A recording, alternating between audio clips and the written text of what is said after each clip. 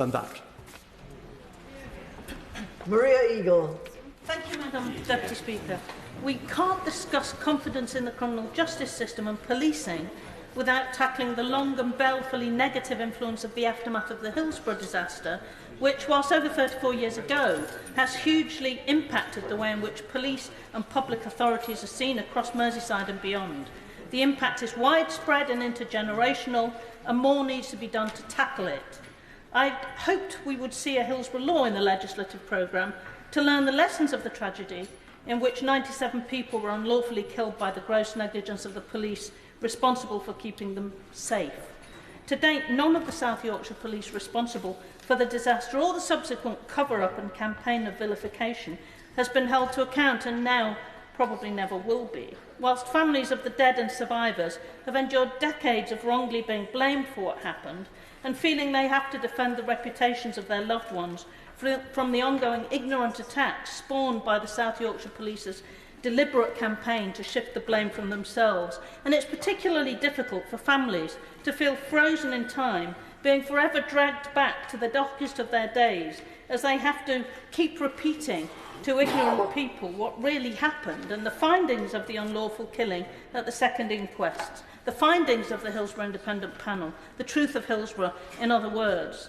Yet the police campaign, aided by some newspapers, was so powerful and has been so enduring that still we hear tragedy chanting at football matches, blaming Liverpool fans for what happened. One of the biggest comforts families of those who died and survivors who still suffer to this day could have is the assurance that Parliament has taken steps to prevent this kind of problem from recurring in the aftermath of tragedies such as this. Yet we've not done so. That's why I've been introducing my Public Advocate Bill, repeatedly blocked by the government since 2016. That's why I support the more general call for a Hillsborough law to try and prevent what happened after Hillsborough ever again affecting the victims of families who, through no fault of their own, are caught up in public disasters and then find themselves treated with indifference or hostility by public authorities and their feelings ignored. There have been disasters since Hillsborough. There'll continue to be more, although we must hope to keep them to a minimum.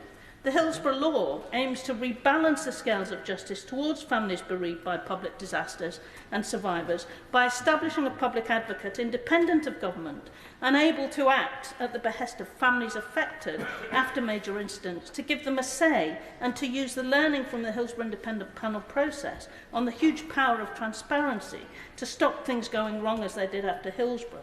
A statutory duty of candour on public servants, not just the police, though I welcome the fact that the government are to legislate on a duty of candour for police. This could only help make things better, but by itself won't be enough to prevent a recurrence of an event such as Hillsborough.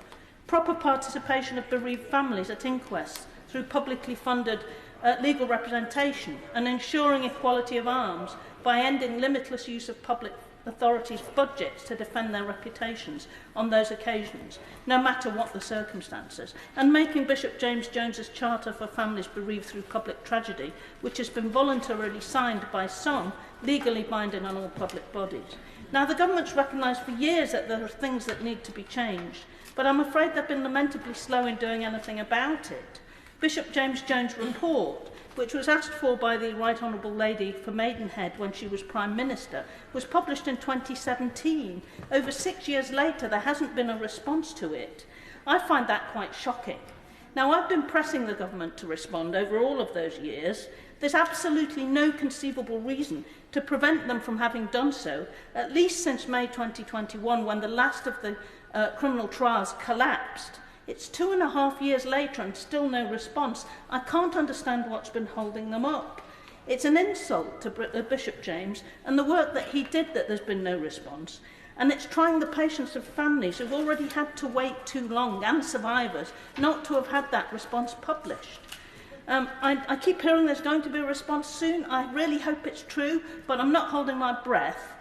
Now, the Victims and Prisoners Bill, which has been carried over from the last session, does have proposals for a public advocate within it, which I've welcomed. But the Lord Chancellor knows that my view is that his proposals aren't sufficient to make the public advocate a useful way of preventing things from going wrong in future in the aftermath of disasters.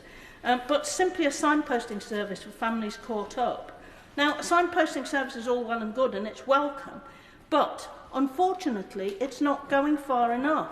There's a real opportunity here to make sure that families caught up in public disasters in future don't have to suffer the same experience as the Hillsborough families.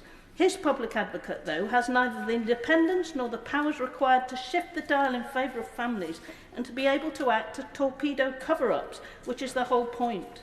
Furthermore, he's to be directed solely by the Secretary of State, which doesn't give him proper independence. Now, I'm going to keep trying when the bill comes back for its remaining stages in this place, which I hope will be before Christmas, to make positive changes to improve it, because otherwise it will be an opportunity spurned.